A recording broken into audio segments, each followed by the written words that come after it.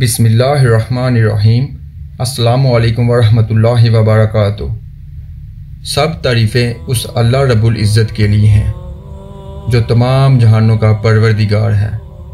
وہ اکیلا ہے، اس کا کوئی شریک نہیں، اور ہمارے آقا حضرت محمد مصطفیٰ صلی اللہ علیہ وآلہ وسلم اللہ کے بندے اور رسول ہیں۔ اے میرے اللہ، ہم کو، ہمارے والدین کو اور تمام مسلمانوں کو بخش دے، آمین۔ مدنی ٹی وی کے ناظرین و سامعین، رمضان المبارک کا آخری عشرہ بڑی تیزی سے گزر رہا ہے۔ ہم نے اپنا وقت اس بار بھی دنیا کے کاموں میں ہی صرف کر دیا۔ افسوس، یہ آخری عشرہ بہت ہی برکت والا عشرہ، رمضان المبارک کے اس عشرے میں اعتکاف بھی کیا جاتا ہے، جو ہمارے پیارے نبی صلی اللہ علیہ وآلہ وسلم کی سنت مبارکہ بھی ہے۔ اس عشرے میں اللہ تعالیٰ نے ہمیں بہت ہی برکت والی راتیں عطا فرمائی ہیں، جن کا کوئی نیم البدل نہیں۔ رمضان المبارک کے آخری عشرے میں 5 راتیں اللہ کریم نے ہم پر تحفہ کے طور پر عطا کی ہیں۔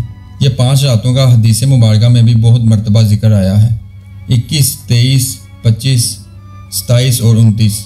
ان 5 راتوں میں ہمارے پیارے آقا حضرت محمد مصطفیٰ صلی اللہ علیہ وآلہ وسلم نے بتایا ہے کہ ان 5 راتوں میں ایک رات ایسی ہے جس کو لیلۃ القدر کہتے ہیں۔ لیلۃ القدر یہ وہ واحد رات ہے جس رات عبادت کرنے کا ثواب 1000 مہینوں سے بھی زیادہ ملتا ہے۔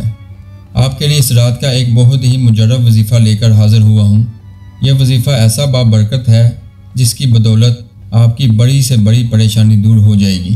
کسی قسم کی بیماری جو لا علاج ہو، جس کا علاج نہ ہوتا ہو، اس وظیفے کی برکت سے اللہ کریم آپ کو اس بیماری سے نجات عطا فرمائے گا۔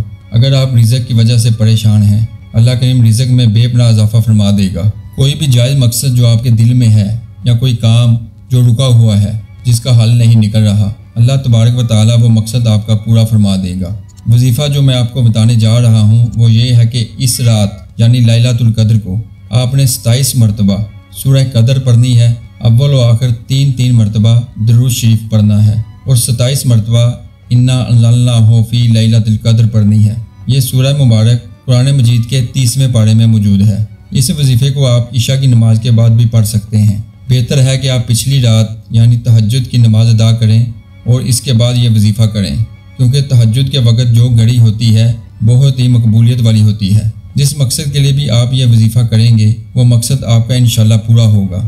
وظیفہ کرنے کے بعد اللہ تبارک و تعالیٰ کی بارگاہ میں ہاتھ اٹھا کر گر گرا کر دعا مانگے، اللہ کریم خالی نہیں لٹائے گا۔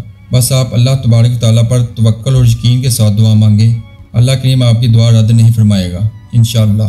اللہ تبارک و تعالیٰ کی بارگاہ میں دعا ہے کہ اللہ کریم میری، آپ کی اور جو مسلمان مرد اور عورت یہ ویڈیو دیکھ رہے ہیں یا سن رہے ہیں، ان سب کی پریشانیاں، دکھ، تکلیفیں اور بیماریاں دور فرمائے، آمین یا رب العالمین۔